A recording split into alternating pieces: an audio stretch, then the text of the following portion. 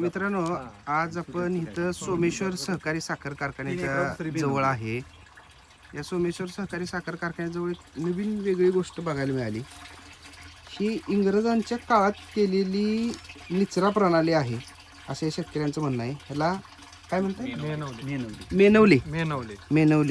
मेनवले असा हे शेतकरी आहेत, ह्यांच्या शेतामध्ये हे आहे. त्यांचं म्हणणं होतं की त्यांनी हा हरभरा इथं जो टाकला आहे ह्या शेतामध्ये बरंच काय पिकत नव्हतं, पण ही प्रणाली होती पण ही बंद अवस्थेत होती. म्हणजे हे जे तुम्हाला दिसतंय की इथं दिसतंय हे खालीपर्यंत हे चिनी मातीचं भांड आहे आणि त्याच्या खाली परत अजून पाणी दिसतंय. त्याच्या खाली 2-2.5 फूट अजून हे खोल आहे. तर हे जसं त्याने ॲक्टिव्ह केलं म्हणजे ह्यातला कचरा वगैरे सगळा काढला, सगळं साफसफाई केली, ते केल्यानंतर आता पाणी खाली पडतेलं तुम्हाला आवाज येते बघा. तर ह्या भागातलं इथल्या हे सगळं पाणी निचरा होऊन ह्याच्यामध्ये येते आणि इथनं इकडं परत खाली जोडले. अजून 2-3 ठिकाणी अशा आहेत. तर दाखवायची गोष्ट म्हणजे महत्त्वाची काय आहे, निचरा प्रणाली आपण आत्ताची करतोय ती आपण अशा पाईप घालतोय परफोरेटेड, पण ह्याचा विचार इंग्रजांच्या काळात कधी केलेला बघा.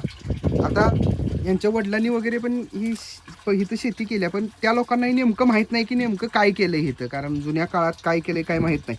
पण ह्यांचं म्हणणं असं आहे की हे चालू केल्यापासनं विहिरीचं पाणी सुद्धा ते ओव्हरफ्लोचं ह्याच्यामध्ये पाईपलाईन आणून जोडले आहे, ते पाणीही बाहेर जाते आणि इथल्या भागातला निचरा चांगल्या पद्धतीने होते.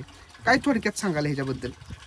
निचरा हा जमिनीसाठीच खूप महत्वाचा आहे. निचरा प्रणाली जर असेल तर तुमची कमी खर्चात शेती जास्त चांगले उत्पन्न देतात. आता आर्टिफिशियल बसवतोय आपण, हे नेमकं काय केलं ह्याच्याविषयी थोडक्यात काय माहिती आहे काय? आता वरनं बघून तरी कसं पाणी येते? ही म्हणजे त्या काळात इंग्रजांनी मोठे मोठे चारे घेऊन एकमेकाला 4-5 ठिकाणी चारे कनेक्ट केलेले आहेत. बरोबर. कनेक्ट करून ह्या कॅनलचं जी पर्क्युलेशन होतं त्या पर्क्युलेशनने जमिनी खराब होऊ नये.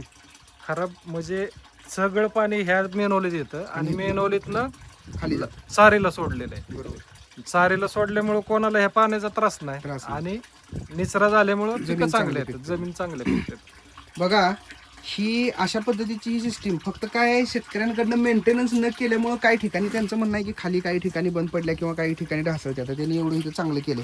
दुसरी गोष्ट, जर ह्याच्यातनं पाणी इकडं खाली गेलं नाही तर काय, तर यांचं म्हणणं असं आहे की हे जी पाईपलाईन आणून त्या विहिरीची जी जोडलेली आहे त्या विहिरीत एक्स्ट्राचं पाणी निघून जातं आहे आणि ते परत तिथनं दुसऱ्या चारीला टाकता येते. म्हणजे ह्याचा अर्थ काय, हे जे इथलं सगळं क्षेत्र दिसतं हे 3-4 एकराला तरी ह्या सिस्टीमचा फायदा होत असणार आहे.